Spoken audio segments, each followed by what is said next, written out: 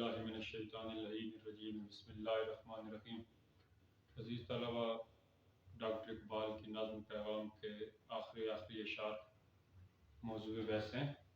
Doctor Iqbal کی شعر کی طرف چلتے ہیں۔ ڈاکٹر اقبال کہتے ہیں کہ شعلہ بن کے پھونک دے خاشاک غیر اللہ کو، خوف باطل کیا ہے غارت گر باطل بھی تو۔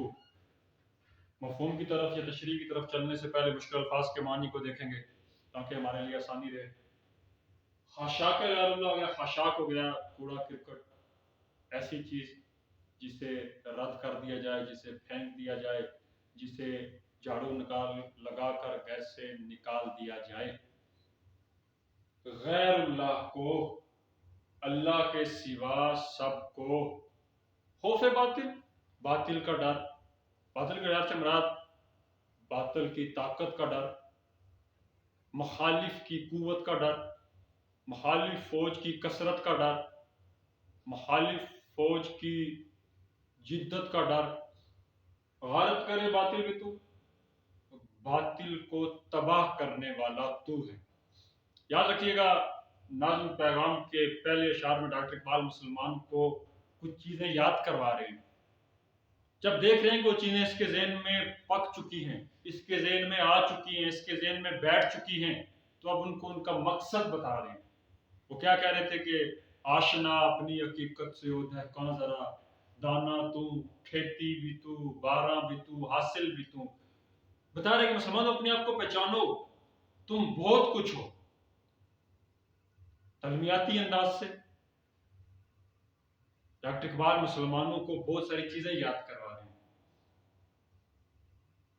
یہاں پر جب ڈاکٹر اقبال دیکھ رہے ہیں کہ مسلمان کو وہ چیزیں ساری یاد ہو گئی ہیں، کبھی اسے کہہ رہا ہے کہ تو کسان ہے تو تیرے پاس زمین بھی ہے، بیج بھی ہے، پانی بھی ہے، پھل بھی، یہ سارا کچھ تم ہو۔ کبھی کہہ رہا ہے کہ تو اگر سمندر میں ہے تو پھر کشتی بھی تو ہے، سمندر بھی تو ہے، کنارہ بھی تو ہے، منزل بھی تو ہے، سارا کچھ تو ہے۔ اب جب دیکھا کہ وہ چیزیں اس کے ذہن میں آ گئی، اسے بتایا جا رہا ہے کہ تو جو کرنا چاہے تو کر سکتا ہے۔ اب اسے بتا رہا ہے کہ تیرے اندر جو خوف ہے اسے بھی ختم کر۔ جب تجھے پتہ چل گیا کہ تو سب کچھ ہے تو پھر کیا کہہ رہا ہے کہ اے مسلمان، تو کوڑے کرکٹ کی طرح، تو رد کی ہوئی چیزوں کی طرح، تو بیکار چیزوں کی طرح، تو ان چیزوں کی طرح جن کی حیثیت ہی کوئی نہیں ہے، ان سب کو اپنے دل سے نکال دے، ان سب کا خوف و خطرہ نکال دے اپنے دل سے۔ تیرے دل میں خدا کے سوا کسی کا خوف نہیں ہونا چاہیے۔ کیوں؟ کہ تو باطل کو مٹانے والوں میں سے ہے۔ مفہوم کو آسان کریں، ڈاکٹر اقبال کہہ رہے ہیں کہ اے مسلمان، تو اللہ کے سوا جتنے ہیں ان کے ڈر کو کچھ نہ سمجھ۔ تو وہ ہے جس سے باطل ڈرنے والا ہے، تو وہ ہے جو باطل کو تباہ کرنے والا ہے، تو وہ ہے جو کفر کو نکال کر پھینکنے والا ہے، تو وہ ہے جس نے کفر کو ایسے نکالا اور اسلام کو ایسے پھیلایا جیسے سورج نکلتا ہے تو اندھیرا ختم ہوتا جاتا ہے اور روشنی آتی جاتی ہے۔ ڈاکٹر اقبال کہہ رہا ہے تو مثل سورج ہے۔ اے انسان، اے مسلمان، تو اپنے آپ کو پہچان، تو آسمان دنیا پر وہ سورج ہے جو نکلنا شروع ہوتا ہے تو اندھیرا ختم ہونا شروع ہوتا ہے۔ اے مسلمان، تو نکل تو صحیح، تو چل تو صحیح، تو اٹھ تو صحیح۔ تو نکلے گا تو باطل کے اندھیرے، ظلمت کے اندھیرے، ظلم، جبر، جہالت راستے سے ہٹتی جائے گی، خوشحالی، امن، وفا، معیار دنیا پر آتا جائے گا۔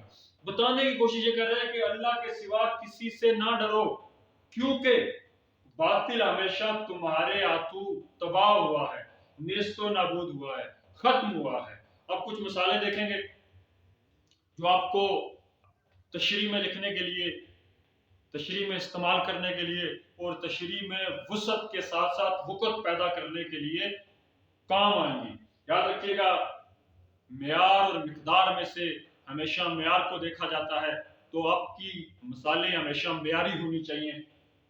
سلطان الپ ارسلان مسلمانوں کا ایک بہت بڑا حکمران، بہت بڑا شاہ سوار، سپہ سالار گزرا ہے۔ 15,000 کی فوج لے کر 6 لاکھ صلیبیوں کو ختم کر کے رکھ دیتا ہے۔ یہ کس نے 15,000 کو 6 لاکھ پر غالب کیا؟ دو چیزوں نے غالب کیا، ایک اللہ کے سوا کسی کا ڈر نہیں، اور دوسرا استقامت۔ ڈاکٹر اقبال کہہ رہے کہ مسلمان تو اللہ کے سوا جو سب ہیں ان کو بھول جا، خدا کی ذات پر یقین رکھ، تو الپ ارسلان بن جائے گا، 15,000 کو لے کر 6 لاکھ صلیبیوں کو نیست و نابود کر کے رکھ دے گا۔ کہہ رہے اس سے آگے چل، تو صلاح الدین ایوبی ہے جو 40,000 کے لشکر کے ساتھ 8 لاکھ کی فوج کو شکست دے دیتے ہیں۔ کہہ رہے اس سے بھی آگے چل، تو طارق بن زیاد ہے جو 8,000 کا لشکر لے کر 1 لاکھ کا بیڑا غرق کر کے رکھ دیتا ہے۔ کہتے تو اس سے آگے چل، تو خالد بن ولید کی طرح کبھی میدان میں لاکھوں رومیوں کے نرغے سے سینکڑوں مسلمانوں کو نکال کے لے آئے گا۔ کہہ رہے تو اس سے بھی اور آگے چل، کہیں تو خالد بن ولید کی طرح میدان جنگ میں کئی تلواریں توڑ کے رکھ دے گا۔ کہہ رہا ہے کہ تو سمجھ تو صحیح، تو اپنے دل سے خدا کے علاوہ سب کا خوف نکال دے۔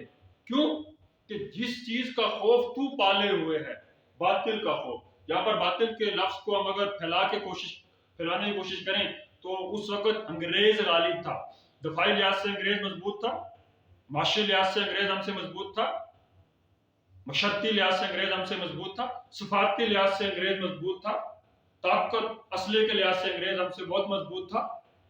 لیکن ڈاکٹر اقبال کہہ رہے ہیں کہ مسلمانوں کوئی فکر نہیں ہے، اگر انگریز ہندوستان پر حکومت کر رہا ہے تو اس کے پاس ہر چیز وافر مقدار میں موجود ہے، تم نے ڈرنا نہیں ہے، کیونکہ تم تو ان لوگوں میں سے ہو جنہوں نے قلیل تعداد میں ہو کر کثیر تعداد کو شکست دی۔ اور کس جذبے سے شکست دی؟ وہ جذبہ تھا خدا کا خوف، اور خدا کے علاوہ کسی کا خوف نہیں۔ تو کہہ رہے کہ اقبال ہے مسلمان تو شعلہ بن کے پھونک دے، جیسے ایک آگ جلتی ہے نا، آپ نے کبھی آگ کو جلتے ہوئے دیکھا ہو جو کچرے کے ڈھیر میں لگائی جاتی ہے، جو پڑے ہوئے کاغذ کو، ردی کے ٹکڑوں کو یا سوکھے پتوں کو لگائی جاتی ہے تو ایک ہی پل میں پھیل جاتی ہے، اور ان پتوں کو، اس کوڑا کرکٹ کو جلا کے راکھ کر دیتی ہے۔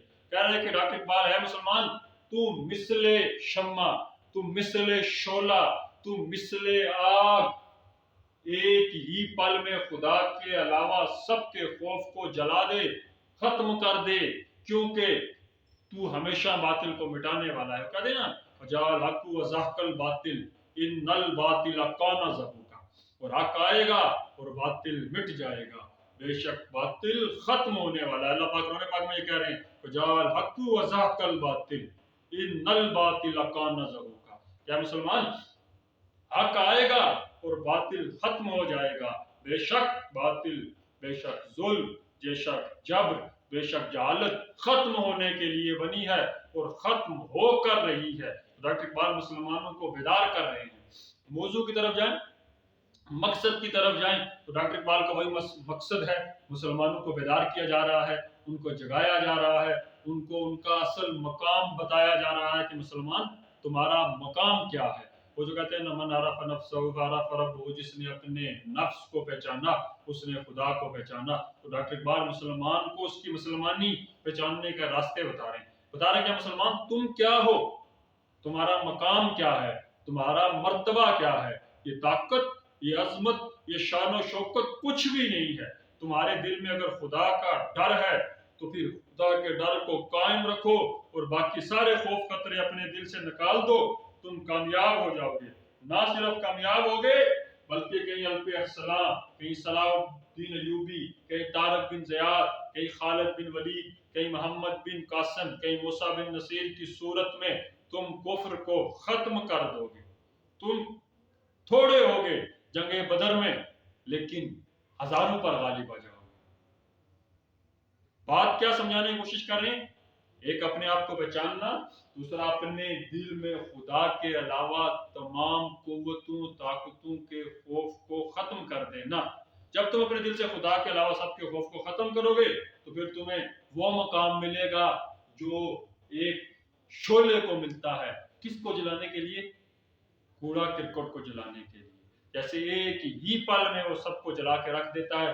تو ڈاکٹر اقبال کہتے ہیں مسلمان تو اپنے دل سے خوف خطرے کو ختم کر، نا امیدی اور مایوسی کو ختم کر، تو امید پر آ، خدا کے یقین کے ساتھ چل، خدا کے راستے پہ چل تو پھر تجھے کیا ملے گا؟ پھر تجھے وہ مقام اور وہ مرتبہ ملے گا کہ تو کامیاب و کامران ہو جائے گا۔ اسی شعر کی تشریح میں کچھ شعر اور آپ حوالے کے طور پر لکھ سکتے ہیں۔ ڈاکٹر اقبال کہہ رہے ہیں کہ دشت تو دشت دریا بھی نہ چھوڑے ہم نے، بحر ظلمات میں دوڑا دیے گھوڑے ہم نے۔